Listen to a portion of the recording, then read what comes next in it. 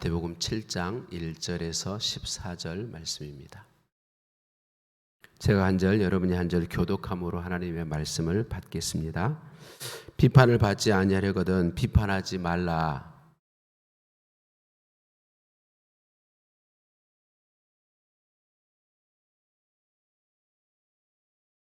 어찌하여 형제의 눈 속에 있는 티는 보고 내 눈 속에 있는 들보는 깨닫지 못하느냐.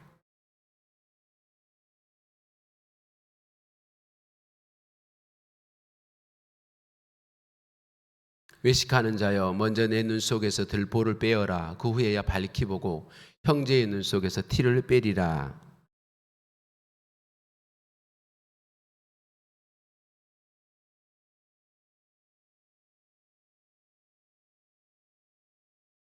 구하라, 그리하면 너희에게 주실 것이요. 찾으라, 그리하면 찾아낼 것이요.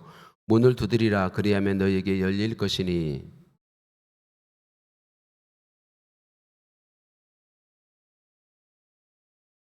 너희 중에 누가 아들이 떡을 달라 하는데 돌을 주며, 너희가 악한 자라도 좋은 것으로 자식에게 줄 알거든 하물며 하늘에 계신 너희 아버지께서 구하는 자에게 좋은 것으로 주시지 않겠느냐.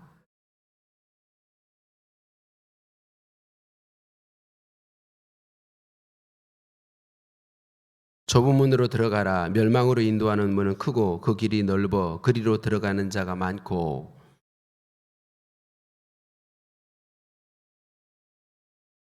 아멘. 할렐루야. 오늘도 율동 찬양하시겠습니다. 찬양이 언제나 넘치면 사람을 보며 사랑의 주님이 두 번 찬양하시겠습니다. 저는 30년을 했는데도 맨날 틀려요. 우리 권사님들이 이제 막 시작하셨으니까 틀린 게 정상입니다. 그래서 여러분 그거 항상 기억하고 함께 찬양하겠습니다. 찬양이 언제나 넘치면.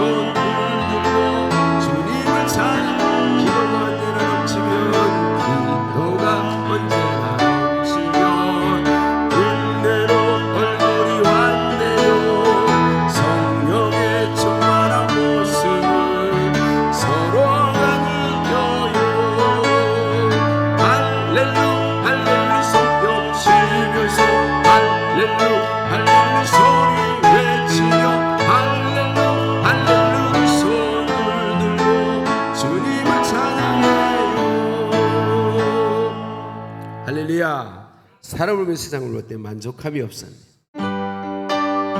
나의 하나님 그분을 볼 때는 만족하였네. 세상을 볼 때 만족함이 없었네. 나의 하나님 그분을 볼 때 나는 만족하였네.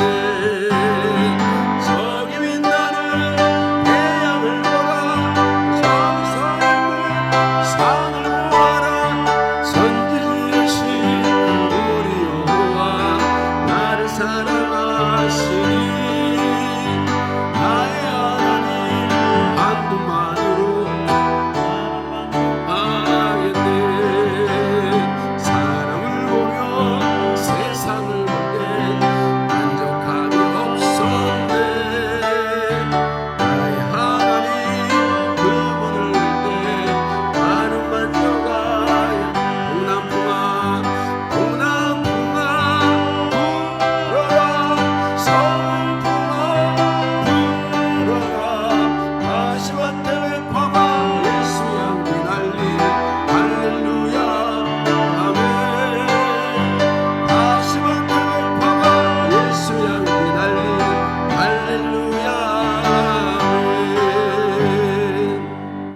할렐루야. 사랑의 주님이 날 사랑하시니.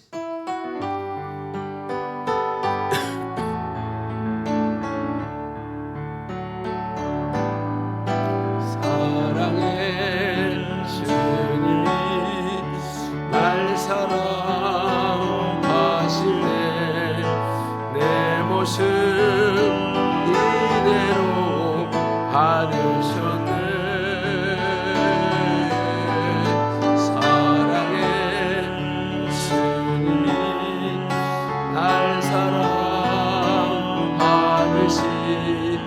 나도 성도님을 사랑하며 섬기리. 사랑의 주님이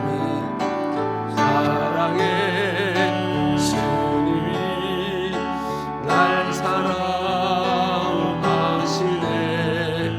내 모습 이대로 받으셨네.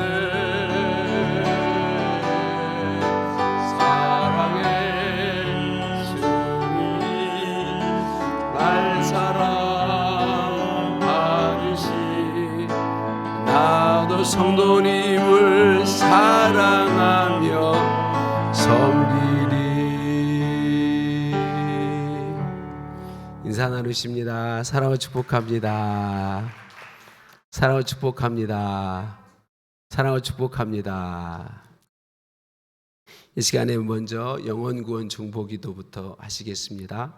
영혼구원 중보기도. 여러분 아직 예수님 믿지 않는 세 분 여러분 계속 마음속에 떠올리시고 세 분 기도하시겠고, 저는 말씀드린 것처럼 윤상부님, 김영민님 지난주 세례 받으신 분 말고 제가 전에 있던 교회 장로님 사돈이세요. 여기 통영에 사시는데 김영민 그리고 정왕국 씨, 저는 이 세 분을 위해 기도하는데, 여러분 예수님 아직 믿지 않는 여러분이 아는 세 분 중보하며 기도하겠습니다.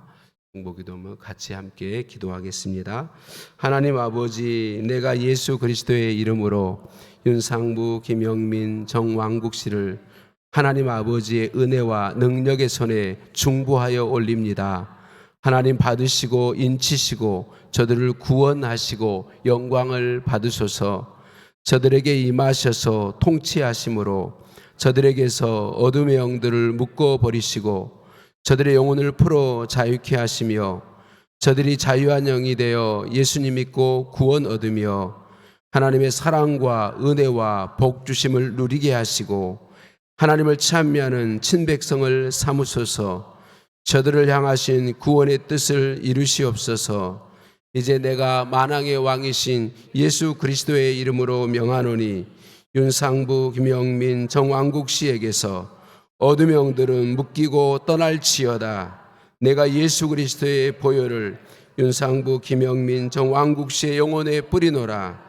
윤상부, 김영민, 정왕국 씨는 더 이상 너의 소유가 아니다. 예수님께서 핏값으로 사서 하나님께 드리신 바 된 영혼들이라.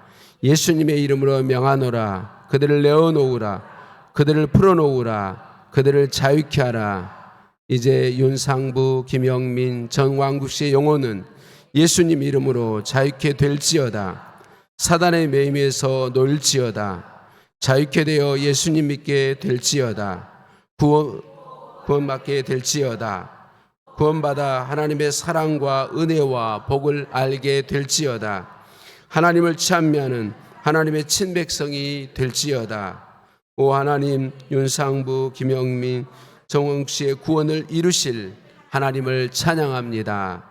예수님의 이름으로 기도드립니다. 아멘. 할렐루야.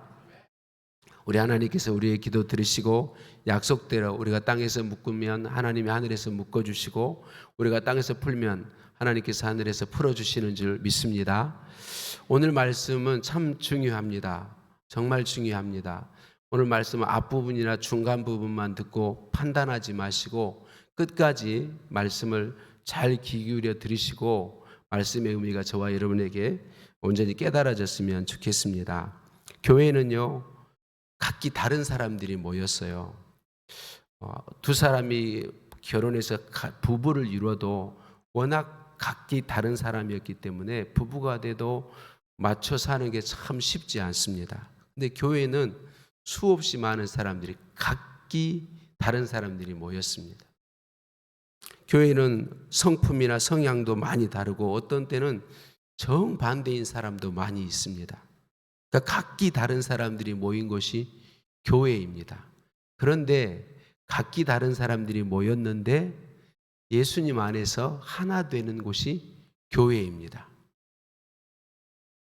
각기 다른 사람들이 모였지만 예수님 안에 하나 된 거룩한 공동체가 교회입니다.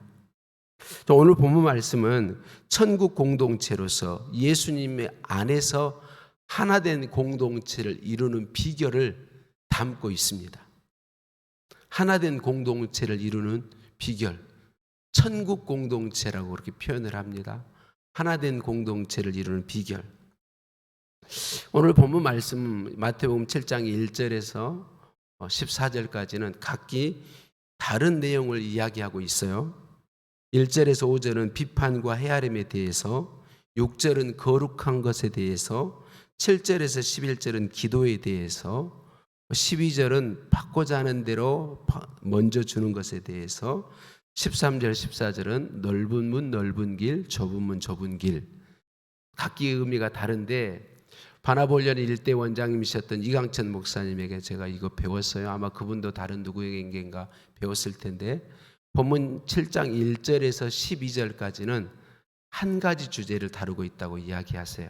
몇 가지 주제? 한 가지 주제. 몇 절까지? 12절까지. 오늘 본문은 14절까지인데 1절에서 12절까지는 한 가지 주제를 이야기하고 있다. 그렇게 말씀해 주고 있어요. 이 1절에서 12절까지가 한 가지 주제인 이유에 대해서 이강천 목사님이 이렇게 설명했어요. 12절 말씀을 7절에서 11절 말씀의 결론으로 생각하기에는 영 아구가 맞지 않는다. 기도에 대해서 구하라, 찾으라, 두드리라, 하늘 아버지가 좋은 것으로 주실 것이다 라고 말씀하시고 나서 너희가 받고자 하는 대로 주라, 대접받고자 하는 대로 대접하라, 영 아구가 맞지 않는다는 거죠. 이 12절은 1절에서 5절까지의 말씀에 붙여야 아귀가 맞는다, 아구가 맞는다, 톱니바퀴가 맞듯이 1절에서 5절 말씀의 결론으로 12절을 갖다 붙여야 맞는다, 그렇게 이야기합니다. 그럼 12절 말씀이 1절에서 5절 말씀의 결론이라면 굳이 7절에서 11절 말씀을 왜 거기 끼워 놓았을까? 왜 거기 끼워 놓았을까? 이강천 목사님 이렇게 말씀하세요. 끼워 놓은 게 아니고 1절에서 5절 말씀에 대한 설명이 7절에서 11절이라 그렇게 이야기하고 있습니다. 자, 중요한 것은 마태복음 7장 1절에서 12절까지는 한 가지 주제를 이야기하고 있다. 이 시각으로 보는 거예요. 자, 마태복음 5장에서 7장은 우리가 흔히 뭐라고 얘기하죠? 산상수훈이라고 얘기하죠. 예수님께서 산에 올라가서 제자들에게 가르치신 말씀이에요. 이 산상수훈의 주제는 하나님 나라고 천국이에요. 천국인데 천국의 원리에 대해서 이야기하고 있고 천국의 백성된, 천국의 시민된 사람들의 삶이 이런 것이다 라고 말씀해 주고 있습니다. 천국 시민의 삶의 모습, 원리들을 담고 있습니다. 그러니까 본문 말씀은 천국 공동체에 대한 이야기인데 오늘 본문 말씀은 천국 공동체를 이루지 못하게 하는 이야기로 시작하고 있습니다. 천국 공동체를 이루지 못하게 하는 것. 자, 그건 뭘까요? 천국 공동체를 이루지 못하도록 하는 것. 형제의 눈에서 티를 빼려고 하는 것. 이게 천국 공동체를 이루지 못하게 한다는 거죠. 형제의 눈 속에 티를 봤어요. 형제에게서 티를 봤단 말이죠. 그걸 빼내려고 하는데 뭘로 빼내려고 해요? 비판으로, 헤아림으로. 비판으로, 헤아림으로 빼내려고 한다는 거죠. 형제의 눈 속에 있는 티는 무엇일까요? 공동체를 아프게 하는 죄나 행동이나 주장들을 가리키고 있어요. 공동체를 아프게 하는 죄나 행동이나 주장이 어떤 형제에게, 지금 교회 공동체 아니에요, 어떤 형제에게 그런 죄된 모습이 보일 때 저를 포함한 우리 모두가 다 첫 번째로 하는 행동은 뭐냐면, 첫 번째로 하는 반응이 뭐냐면 비판입니다. 모든 사람이 다 그렇습니다. 내 형제에게서 잘못된 어떤 모습이 보이면 첫 번째 우리의 반응은 비판하는 것입니다. 그래서 본문 1절 2절 말씀은 단지 내가 비판받지 않기 위해서 비판하지 말아라 이런 말씀이 아니고, 왜 비판하지 말라고 말하냐면 비판은 또 다른 비판을 낳고 또 한 비판은 또 비판을 낳고 또 비판은 또 비판을 낳고, 그래서 비판하지 말라고 하는 그런 의미의 말씀이라고 가르쳐 주셨어요. 그래서 우리는 비판을 통해서 왜 형제의 모습에 바르지 않은, 올바르지 않은 모습을 볼 때 비판이 먼저 비판하는데 왜 비판할까요? 그 형제를 변화시켜주고 싶어서, 고쳐주고 싶어서. 좀 더 표현하면 내가 그 형제를 바꿔보려고. 30년 40년 같이 산 부부가 잘 안 맞아, 성격 차이가 있네 어쩌네 해서 뭐 이게 다툼이 있을 때요, 가장 뭐 여러 가지 원인이 있는데 깊이 들어가서 보면요, 가장 첫 번째 원인은 내가 내 남편을 바꾸려고 하는 것 때문에, 내가 내 아내를 억지로 바꾸려고 하는 것 때문에 가장 깊은 곳의 원인은 이것일 때가 정말 많습니다. 근데 우리들은 다 그런단 말이죠. 이건 교회 안에서도 그렇다. 우리가 내 형제에게 바르지 않은 모습이 보일 때 비판을 통해서 그 형제의 눈 속에 있는 티를 빼내려고 한다. 그 형제를 내가 바꿔보려고, 고쳐보려고, 저거 어떻게 하는지 바꿔가지고 좀 바르게 해야 되는데, 이게 그래서 우리가 비판하려고 한다라고 하는 거죠. 자, 여기서 이 말씀에서 핵심은 비판을 통해서 형제의 문제를 바꾸거나 형제를 고칠 수 없다는 것이 핵심입니다. 비판을 통해서 절대로 형제를 바꿀 수 있다 없다? 없다. 남편에게 계속 당신은 왜 그래? 이렇게 하면요, 50년 60년 살아도 맨날 싸우며 살아요. 아내에게 당신은 왜 이래? 이렇게 해야지. 이렇게 살면 70년 80년 살아도 날마다 다퉈요. 왜냐하면 비판을 통해서는 바뀌어야 안 바뀌어요? 절대로 바뀌지 않습니다. 절대로 바뀌지 않습니다. 형제의 눈 속에 있는 티를 빼기 전에 너의 눈 속에 있는 들보를 먼저 빼어라. 예수님이 이렇게 말씀하세요. 여기서 너의 눈 속에 있는 들보는 뭘까요? 참 이 부분에서 참 저는 이거 배울 때 정말 많이 깨달았어요. 정말 많이 감사했어요. 우리는 계속 이렇게 생각해요. 내가 비판한 그 형제보다 나에게 더 나쁜 것이 있는가를 찾아봐라. 분명히 있을 것이다. 그걸 찾아서 먼저 회개하고 바꾸고 가서 그 형제를 변화시켜라. 이렇게 말씀을 생각하는데 그게 아니고 내 눈 속에 있는 들보는 뭐냐면 바로 형제를 비판하는 그게 바로 들보다 그렇게 이야기합니다. 내 형제의 잘못을 보고 그걸 비판하는 그 비판 자체가 내가 빼내야 될 들보다. 왜 그렇게 말씀하느냐? 내 형제의 잘못을 보고 비판하는 이것은요, 얼마나 큰 죄인지 야고보서 4장 11절 12절에서 가르쳐 줘요. 야고보서 4장 11절 12절 말씀을 한번 읽어보겠습니다. 시작. 형제들아 서로 비방하지 말라. 형제를 비방하는 자나 형제를 판단하는 자는 곧 율법을 비방하고 율법을 판단하는 것이라. 내가 만일 율법을 판단하면 율법의 준행자가 아니요 재판관이로다. 입법자와 재판관은 오직 한 분이시니 능히 구원하기도 하시며 멸하기도 하시느니라. 너는 누구이기에 이웃을 판단하느냐. 자, 이 말씀에 비춰보면 내 형제의 잘못을 보고 비판하는 게 뭐냐면 내가 누구의 자리에 앉아 있어요? 하나님의 자리에.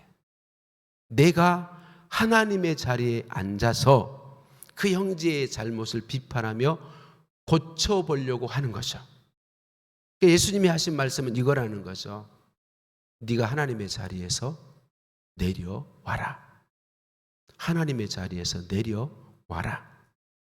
여러분, 내가 하나님의 자리에서 내려오면 내 형제의 잘못된 것을 비판할 수 있을까요? 없을까요? 없습니다. 왜냐하면 여러분, 우리가 하나님의 자리에 앉아서 비판하는 이유가 뭐냐면 나는 거룩하고 깨끗하다고 생각하기 때문에 그렇습니다. 근데 하나님의 자리에서 내가 내려오면요, 나의 추함과 더러움이 보이기 때문에 형제를 비판하거나 판단할 수 없게 되는 거죠.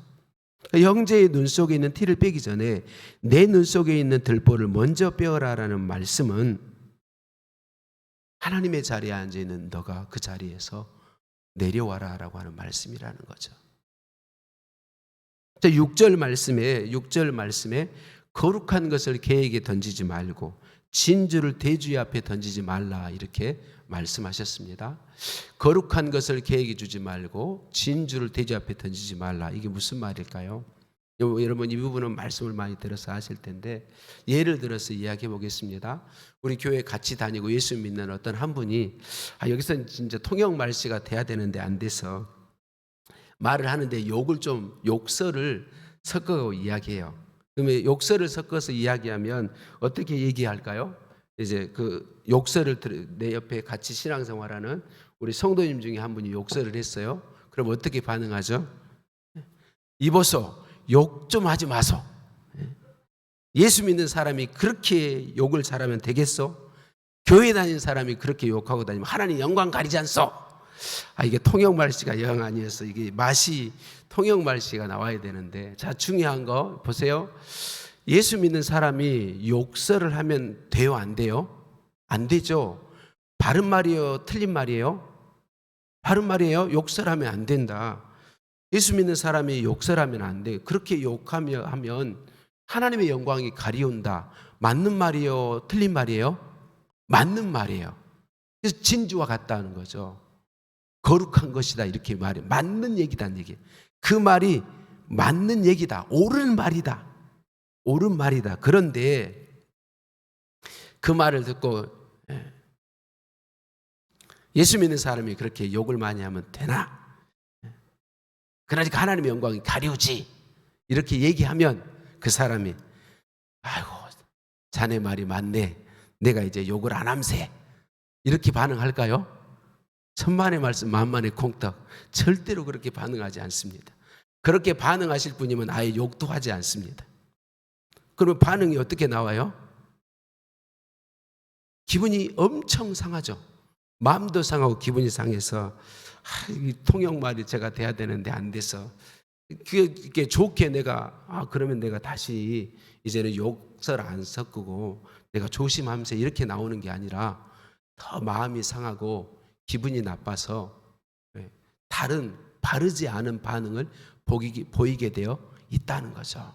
그러니까 옳은 말인데 욕하면 안 된다는 것이 옳은 말이고 욕설을 그렇게 예수 믿는 사람이 하고 다니면 하나님의 영광 가리운다는 게 옳은 말인데 그 말을 해주어 가지고 그 형제가 자기의 잘못을 뉘우치고 바뀌기보다는 도리어 더 악한 상황으로 나가기 쉽다. 그런 경우가 훨씬 많다.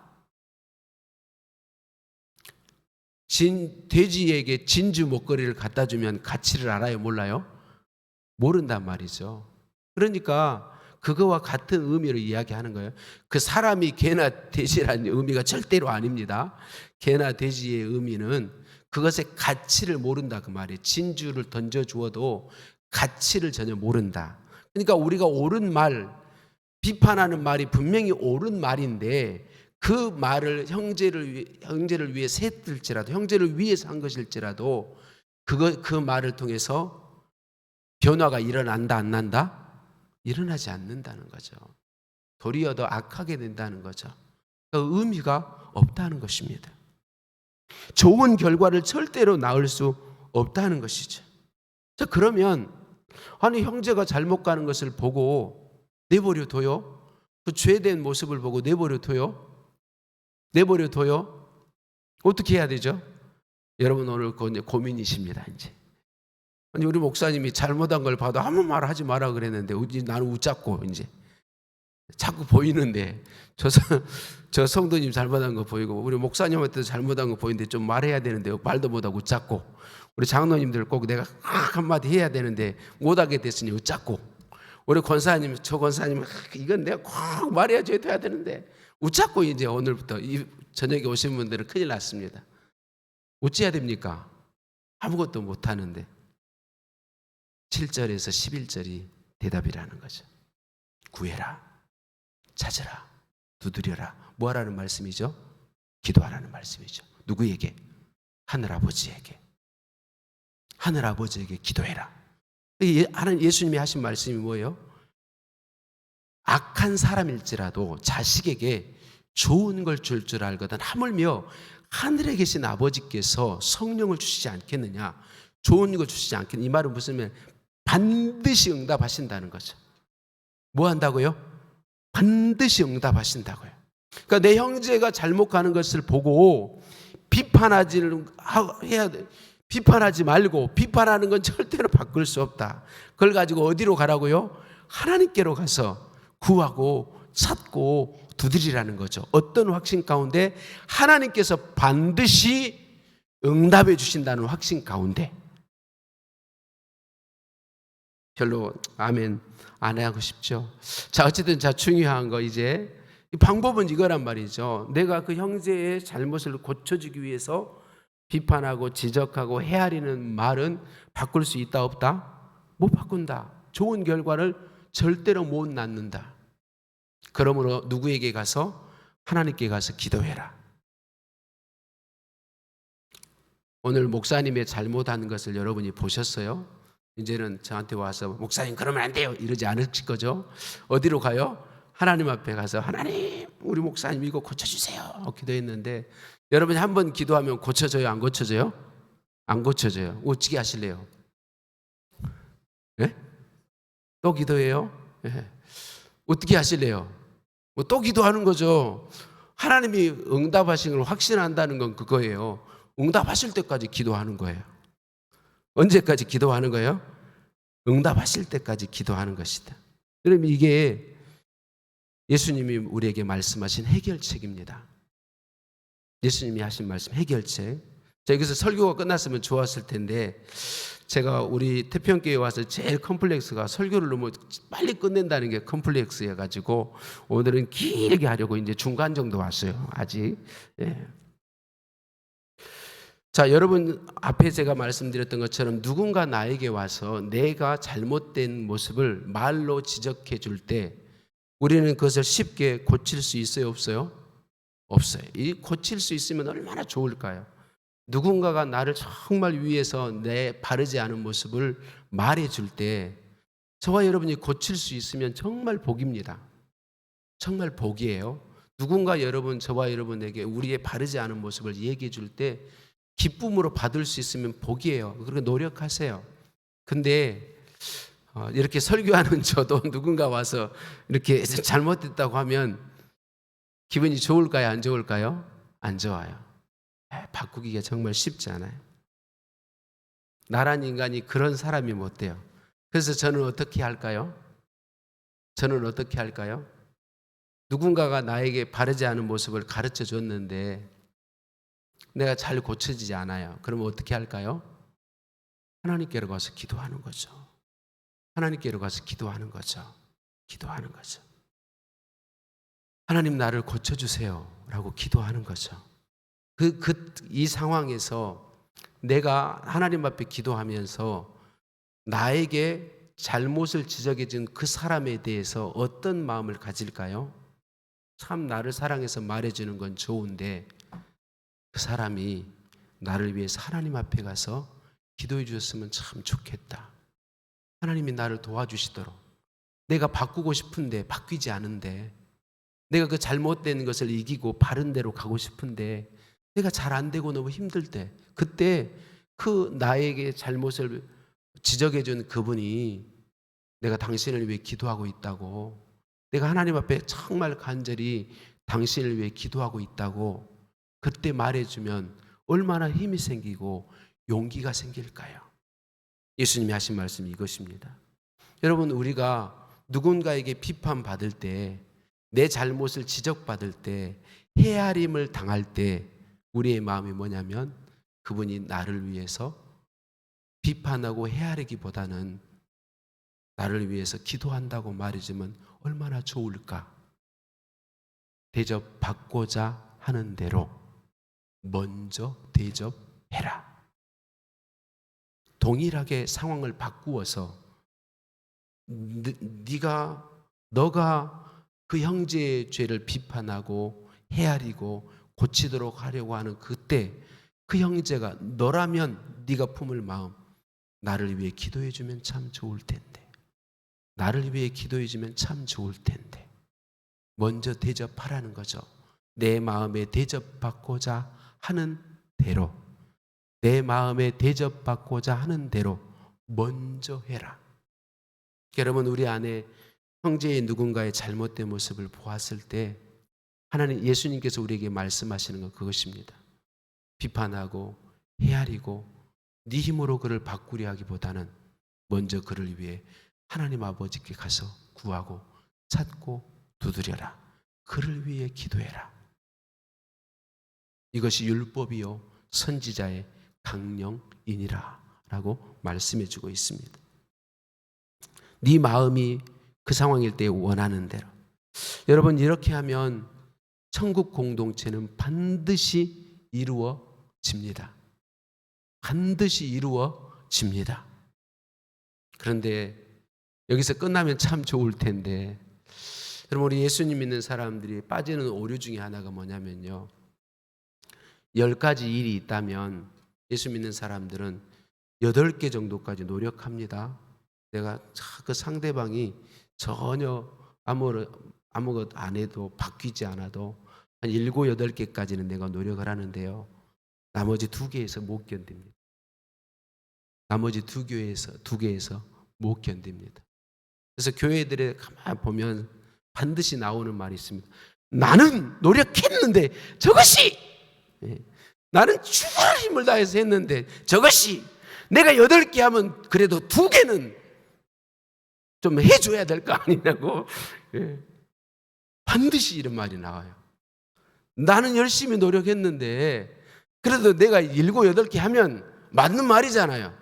그래도 2개, 3개는 해줘야 그래도 좀 꿍짝이 맞아서 좀 아름답게 가지. 그래서 여러분, 예수 믿는 사람들이 노력하다가 포기해요. 아유, 안 된다. 더 이상 손해보기를 포기합니다. 사람들은 다 넓은 문으로 들어가서 넓은 길로 가기를 원합니다. 이제 그만할래. 좁은 문으로 들어가기 싫어합니다. 좁은 길로 더 이상 못 가겠다.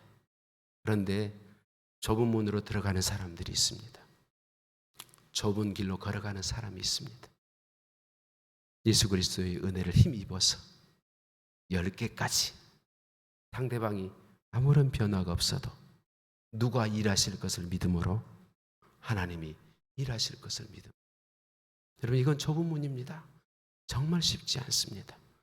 저에게도 쉽지 않습니다. 예수님 그래서 좁은 문이라고 말씀하시고 좁은 길이라고 말씀하십니다. 내가 2개, 3개, 4개 했을 때 상대방이 바뀌어진다면 얼마나 좋을까요?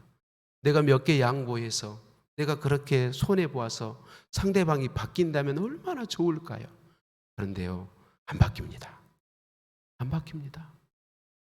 내가 원하는 때에 내가 원하는 숫자만큼, 내가 원하는 횟수만큼 안 바뀝니다. 하나님이, 그래서 여러분 좁은 문으로 들어가 좁은 길로 걸어가는 건요, 하나님이 하실 때까지. 누가 하실 때까지? 하나님이 하실 때까지. 하나님이 하실 것을 믿고 가는 것입니다.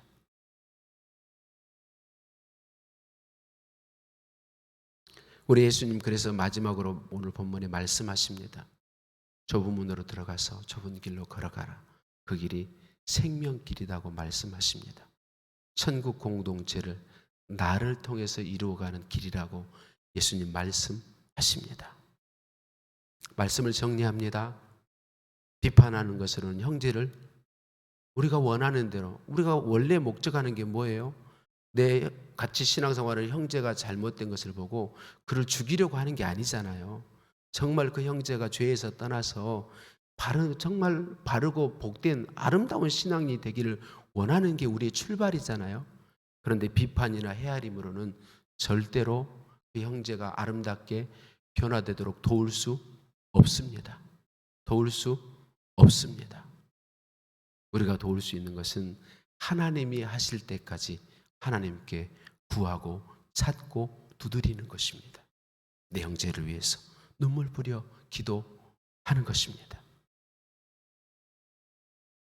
상황 입장을 바꾸어 놓고 보면 내가 그 상황에서 내가 죄된 형제로 서 있을 때 그 상황이라면 내가 뭘 원할까를 생각하고 내 마음에 대접받고자 하는 대로 먼저 대접하는 것이 천국 공동체를 이루는 비결입니다.